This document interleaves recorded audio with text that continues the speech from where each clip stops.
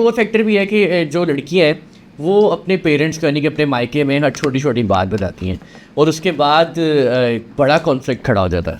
मैंने एक आपको पहले भी बात अभी हमने शेयर की है कि देखिए, दो लोग ज़िंदगी गुजार रहे हैं ना, वो अपने सही गलत अच्छे बुरे के खुद जिम्मेदार हैं। ऐसे ही है। अब वहाँ पे जहाँ से भी, चाहे वो लड़की के घर वालों की तरफ से आ रही है या लड़के के घर वालों की तरफ से आ रही है, अगर इंटरफेरेंस आ रही है तो वो गलत है, उससे घर ख़राब होगा ही होगा। ठीक है, क्योंकि चाहे वो लड़के वाले की तरफ, अब फिर वही वाली बात है ना, लड़का कहे कि जी मेरी घर से तो पॉजिटिव मशवरा आ रहा है, वो अगर वो मेरी घर की तरफ से आ रहा है तो वो पॉजिटिव है, बिल्कुल उसको हर पर्सपेक्टिव में आप पॉजिटिव कंसिडर करें। लेकिन अगर वो लड़की की तरफ से आएगा या उसके पेरेंट्स की तरफ से आएगा तो वो गलत है।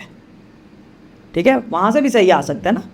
बट अब यहाँ पे इस चीज़ को इंश्योर करना कि वो इंटरफेरेंस ना हो।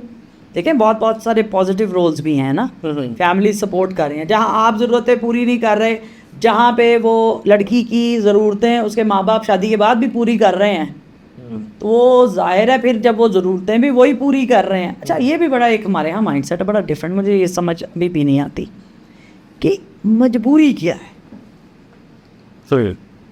मैंने अभी कुछ फैमिलीज़ मेरे ड्यूरिंग केसेस ही ऐसी सामने आई जिन्होंने कहा मैडम बस हम चाहते हैं कि वो इसको इज्जत से रख लें।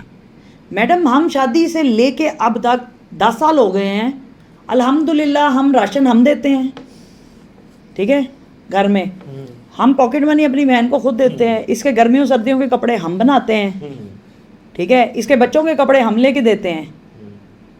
तो मुझे ये समझ नहीं आती कि वो लेबल लगाना किस लिए ज़रूरी था। मैडम वो कोई रिस्पॉन्सिबिलिटी नहीं लेता। हम सिर्फ अब इस वक्त आपके पास इसलिए आए हैं कि उनसे कहें जी इसको टॉर्चर ना किया करें, घर में अजियत ना दिया करें, लेकिन हम रख नहीं सकते अपने पास। हम वहीं पे सपोर्ट कर देंगे लेकिन अपने पास ही नहीं, अपने पास हम वापस नहीं आने की गुंजाइश। मुआशरे का प्रेशर, ठीक है, मतलब मुझे नहीं समझ आती वो कौन से माशरे का कौन सा प्रेशर है जिस पे आप अपने उस चीज़ को वहाँ पे पूरा करने को तैयार हैं और अगला इस बात पे फिर लड़ाई कर रहा है या टॉर्चर कर रहा है कि कम दिया ज़्यादा नहीं दिया। देखो ना, महंगाई हो गई है, अगर तुम्हारे माँ बाप दे रहे हैं तो उनको नज़र नहीं आता कि खर्चे बढ़ गए हैं। ये नहीं देखना कि मेरी जिम्मेदारी क्या है। ठीक है, तो ये वाली चीज़ मुझे मतलब मैं अगर आपको बताऊं तो मैं ये समझती हूँ कि हम इकोनॉमिक इंडिपेंडेंस की तरफ जाएं। बिल्कुल, हम शादी के लिए जहेज़ और वो इतना लंबा चौड़ा इन्वेस्टमेंट करने की बजाय अगर उसको इतना एम्पावर कर दें कि वो अगर जॉब पे नहीं भी जा सकती, उसकी एक्सेस नहीं हो सकती, तो वो घर बैठ के कोई काम कर सकेंगे।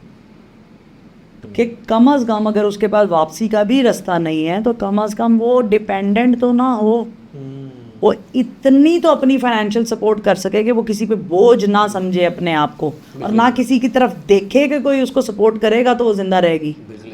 या आप उसको इतना डैमेज कर देंगे कि वो समझेगी कि मैं कुछ भी नहीं हूँ और मैं ज़ीरो हो गई। ऐसी मैडम आपके पास डोमेस्टिक वायलेंस के भी केसेस आते होंगे, तो उन ख़वातीन के हवाले से थोड़ा सा बताया। दूसरी चीज़ ये पूछना चाहूँगा बड़ी इंपॉर्टेंट कि जिन ख़वातीन के आगे पीछे कोई नहीं है तो फिर वो तो डोमेस्टिक वायलेंस बर्दाश्त करती हैं। देखें, ये मैंने अभी जो बात की है ये उसका जवाब दिया। हमारे पास अगर कि जितने केसेस हैं ना, हमारे पास समझ लें majority of cases are belong to domestic violence. अच्छा, पढ़े लिखे लोग भी डोमेस्टिक वायलेंस, ये कहाँ लिखा है कि पढ़े लिखे लोग? मैंने आपसे कहा कि हम उसकी अगर बात करें कोर कॉज की या रीज़न की, तो वो पावर इम्बैलेंस है। अब पावर अनएजुकेटेड भी यूज़ करेगा क्योंकि वो मेल है, बिल्कुल ऐसी, और एक हाईली एजुकेटेड भी करेगा और एक मॉडरेट लेवल का पढ़ा लिखा दरमियाना पढ़ा लिखा भी करेगा, क्योंकि वो है मेल। ठीक है, अगेन इसमें वही वाली बात है कि हम टॉलरेट क्यों करते हैं, वजह क्या है? नंबर 1, एक वो चीज़ जो मेरी समझ में आती है कि पेरेंट्स जब एक दफ़ा शादी करके भेज देते हैं तो वो कहते हैं अब बस ख़त्म, दरवाजे बांध, अब वापस तो आना नहीं है। बिल्कुल, क्योंकि वो जो जगह थी वो ख़त्म हो गई है, वापसी वाली जगह ख़त्म हो गई, वो ब्लैंक अब पड़ी है, तो वो हमने ख़त्म कर दी है, वो ब्लैंक नहीं पड़ी अभी कि फिल इन हो जाए दोबारा, ऐसे है, दोबारा नहीं आना।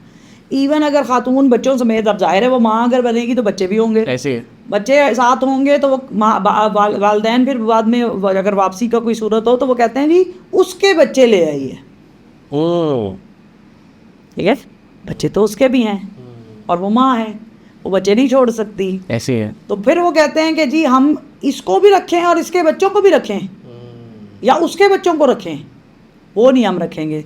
मेरे पास ऐसे केसेस भी हैं जो इवन वालदैन ने आके कहा मैडम आप हमारी बच्ची को कहीं भेज दें, हम वापस नहीं ले जा सकते, हम कैसे अफोर्ड करेंगे, अब हमने तो उसकी शादी कर दी, ठीक है, अब मैं तो खुद पहले मजदूरी करता था, अब तो मेरे पास वो काम भी नहीं है, अब तो मैं बेटे के घर पे बैठा हूँ, बेटा मजदूरी करता है, अपना घर भी चलाता है, हमें भी रोटी दे देता है, तो हम इसको कहाँ से देंगे, तो आप इसको जहाँ मर्जी भेज दें। अब यहाँ पे फिर वही वाली बात है कि आप खातून को एटलीस्ट इकोनॉमिकली इंडिपेंडेंट करें, ठीक, बिल्कुल ठीक। कि अगर ऐसी सूरत है, हमारी स्टेट भी रिस्पॉन्सिबिलिटी नहीं लेती, नहीं लेती। हमारी स्टेट के पास कुछ नहीं है ऐसे लोगों के लिए। अगर आपकी स्टेट, हमारी स्टेट अगर 12,000 रुपया या 20,000 रुपया महीना भी देती है 8 लोगों की फैमिली को या 6 लोगों की फैमिली को, कुछ भी नहीं, तो 20,000 में क्या आता है आपको बहुत अच्छी तरह, कुछ भी नहीं होता। ठीक है, तो वो सपोर्ट नहीं है, वो डिपेंडेंसी क्रिएट करना है कि आप कम से कम 20,000 रुपये से यहाँ से ले लें, और आप लोगों को मेरी नज़र में हैंडीकैप कर देते हैं हाँ, कि उस पर डिपेंडेंट रहो, एफर्ट नहीं करने की ज़रूरत, वैसे ठीक है। ये तो ऐसे। आप यहाँ पे उसी खातून और उसी मर्द को ये सिखाएं कि आपने मिल के कैसे चलना, बिल्कुल ऐसे ही। और वो खातून अगर किसी सूरत में, ठीक है, अगर उसके पास फैमिली सपोर्ट मौजूद है और वो इंडिपेंडेंट है, ठीक है, फैमिली ने सिर्फ बैकअप ही देना है ना, ऐसे ही ऐसे। कि यार हम तुम्हारे साथ खड़े हैं, उनको पता है कि ये खड़ी खुद हो जाएगी, या ये आके डिपेंड नहीं करेगी हम पे, खुद कमा रही है, सब कुछ कर रही है, बच्चे भी अपने पाल लेगी, ठीक है, तो वो खुशी खुशी आपको एडजस्ट कर ले। मैडम डिवोर्स के बाद सबसे ज़्यादा जो साइकोलॉजिकल असर पड़ता है वो किस पर पड़ता है, मर्द हर औरत शख्स या बच्चों पर? हर शख्स पे पड़ता है, लेकिन सबसे ज़्यादा बच्चों पे पड़ता है। वो क्या पड़ता है? देखें, दोनों की लाइफ गुजर जाती है, अगर आगे भी जाना हो, आगे अगेन रिलेशनशिप में टाई अप होना पड़े, वो दोनों हो जाते हैं, लेकिन वो जो बच्चे हैं ना, वो suffer वो सबसे ज़्यादा सफ़र करते हैं। एक तो वो ब्रोकन फैमिली, फिर खींचातानी, फिर deprivation of rights, they remain deprived, they not only remain deprived of love and care, वो जो presence of parental role है उसकी भी एब्सेंस हो जाती है। बिल्कुल। ये आप मुझे ये भी बताइए कि अगर हस्बैंड वाइफ घर में लड़ भी रहे हैं तो वो बच्चों पे क्या असर? शदीद बुरा, इसको थोड़ा शदीद बुरा। देखें, हमने शुरू में बात की थी कि तरबियत की बात की थी, तो मैंने कहा था कि जो आप उसको सिखाएं अगर कि बेटे ऊंचा नहीं बोलते, और आप उनकी माँ पे शाउट करते हैं सारा दिन, तो बच्चा आपकी बात सुनेगा या वो सीखेगा जो शाउट आप करते हैं? वो प्रैक्टिकली जो चीज़ उसने देखी है वो उसको रेप्लिकेट करेगा, फिर वो रिलेशनशिप नहीं देखेगा, फिर वो चीज़ें जनरलाइज हो जाएंगी ना उसके माइंड में। जनरलाइज क्या हो जाएंगी कि खातून से ऐसे बोला जाता है, औरत से ऐसे बात की जाती है, और वो फिर अल्टीमेटली जब उसकी लाइफ में वो बड़ा होगा या बड़ी होगी तो दोनों का डैमेज कैसे आएगा कि वो अगली आने वाली इससे सफ़र करेगी, क्योंकि उसने तो यही देखा है कि औरत के साथ ये सलूक किया जाता है। ठीक है, अगेन मैं ये कहूँ कि 2 तरह की पर्सनालिटीज़ डेवलप होती है। एक या तो उससे टोटली ऑपोजिट हो जाते हैं कि यार हम ये नहीं करेंगे, जिनको ये समझ आ जाएगी बहुत शुरू में ही, बचपन में ही कि ये गलत है, जो गलत समझेंगे इसको, वो तो ये माइंड सेट तैयार करेंगे कि यार ये चीज़ गलत है, ये नहीं होनी चाहिए, जिसको ये समझ आ जाएगी। बिल्कुल ठीक है। वो कहेगा नहीं यार ऐसा नहीं होना चाहिए, तो वो उसके ऑपोजिट पर्सनैलिटी डेवलप करेगा अपनी, कि मैंने ऐसा नहीं करना और मैंने ऐसा नहीं होने देना। तो वो एक पर्सनैलिटी डेवलप होगी जो रिस्पेक्ट देगा, इस वजह से कि जो मेरे घर में मुझे और खातून को नहीं मिली, या मेरी माँ को नहीं मिली, या मेरी बहन को नहीं मिली, वो मैंने देनी है और उसको इंश्योर कराना है। या वो वैसा ही बनेगा क्योंकि मेरी माँ के साथ हुआ है तो मैं हर औरत के साथ करूँगा। यही 2 माइंडसेट डेवलप होते हैं, तीसरा नहीं है। बिल्कुल ऐसे। ठीक है। सो ये चीज़ करते हुए घरों में, और जब बच्चे ऑब्जर्व कर रहे होते हैं तो बहुत केयरफुली इस चीज़ को देखने की ज़रूरत होती है, क्योंकि वो आपसे सीख रहे होते हैं। ऐसे अगेन वो बच्ची जो ऑब्जर्व कर रही है छोटी एज में अपनी माँ पे होता हुआ ये सलूक, उसके जहन में वो डर और खौफ उस रिलेशनशिप के लिए बैठेगा कि शायद इस रिलेशनशिप में यही होता है। तो वो ना चाहते हुए भी परेशान होगी ना, उस रिलेशनशिप से घबराएगी, परेशान बाद बच्चे ही माँ बाप की लड़ाइयाँ सॉल्व करवा रहे होते हैं।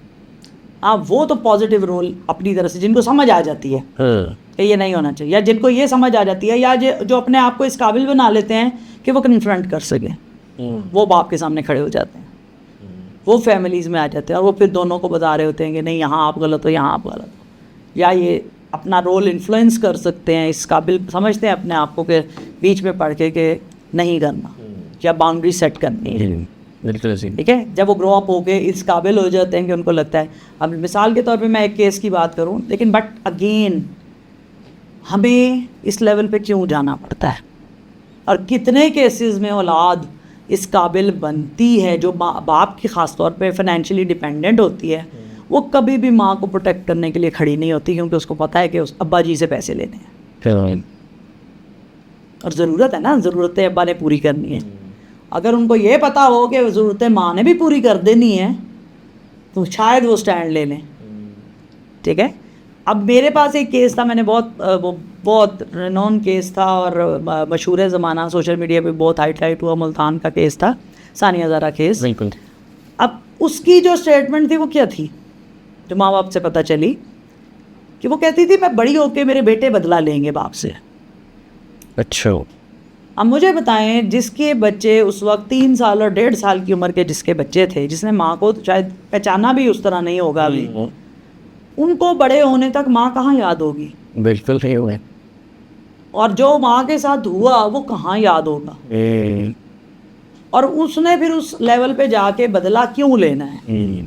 और फिर बाप भी जेल में चला गया, हो सकता है उसको सजाए मौत हो गई है, तो वो होगा ही नहीं, तो वो बदला किससे लेगा? फिर वो मुआशरे से बदला लेगा ना, या अगले आने वाली उन औरतों से बदला लेगा, या वही करेगा जब उसकी लाइफ में ख़वातीन आएंगी या औरतें आएंगी। बिल्कुल ऐसे ही। सो ये वाला जो माइंडसेट है ना कि औलाद बड़े होके बदला लेगी, या वक्त आने पे, देखें इन चीज़ों को हमें कोर लेवल पे ठीक करने की ज़रूरत है। बिल्कुल ठीक है। हमें उन चीज़ों को, हम चेंज की एक्सपेक्टेशन करते हैं ना, तो हमें कोर से वो चीज़ें चेंज करने की ज़रूरत है, वो माइंडसेट डेवलप करने की ज़रूरत है, वो एक ड्यू रिस्पेक्ट रिलेशनशिप्स में। और वो रिलेशनशिप्स की जो ट्रेनिंग है ना, वो घर से शुरू पहले हो रही होती है। जब आपने किसी नए रिलेशनशिप में जाना है तब तक आप ट्रेंड हो कि उस रिलेशनशिप को हैंडल कैसे करना है। ऐसे ही है, बिल्कुल ऐसे ही। वो ये नहीं है कि आप शादी से 1 हफ्ता पहले ट्रेनिंग ले लें कि मैंने रिलेशनशिप को कैसे मैनेज करना है। वो लाइफ टाइम ट्रेनिंग है आपकी पर्सनैलिटी में वो शामिल होना चाहिए कि औरत की इज्जत कैसे की जाती है। और दुनिया में हर चीज़ का सलूशन है, हर मसले का हल है, हर मसले का हल डाइवोर्स नहीं है। बिल्कुल ऐसे ही। ठीक है। चीज़ों को रिजॉल्व किया जा सकता है, चीज़ों को ठीक किया जा सकता है। कॉम्प्रोमाइज़ देखें उन चीज़ों पे हो ना जिस पे समझ आती हो। आखिर में जाते जाते सोसाइटी को क्या मैसेज देना चाहिए? देखें, टेक द रिस्पॉन्सिबिलिटी, अपनी जिम्मेदारी लें, अपने हिस्से का काम करें, अपने अंदर जो चीज़ पॉजिटिव पैदा कर सकते हैं और अपनी पॉजिटिविटी से जो रोल प्ले कर सकते हैं। अगेन पॉडकास्ट से पहले मेरी डिस्कशन यहाँ पे आपकी टीम के साथ हो रही थी, तो मैंने कहा कि देखें, हम अल्लाह के भेजे हुए नायब हैं ज़मीन पे। बिल्कुल ऐसे। उसने अपने मकसद को पूरा करने के लिए हमें भेजा है ज़मीन पे। ठीक है। तो जो हमारी लाइफ के पर्पसेस हैं ना, उसको अलाइन कर लें और ढूंढ लें कि अल्लाह हमसे क्या चाहता है। क्या बात है। ठीक है। तो हम उसको अगर दोनों को कनेक्ट कर लें तो हम विन विन सिचुएशन में आ जाएंगे। क्या बात है। तो उसका पर्पस भी सर्व हो जाएगा और हमारी लाइफ का पर्पस भी सर्व हो जाएगा। और उसके लिए ज़रूरी है कि अपने लाइफ के पर्पस को आइडेंटिफाई कर लें कि हमारी ज़िंदगी का मकसद है क्या। डिग्रीज़ लेने, पढ़ने, लिखने, शादियाँ करने और इसके अलावा। Once again thank you so much madam, बड़ा अच्छा लगा आपके साथ पॉडकास्ट करके। Thank you so much.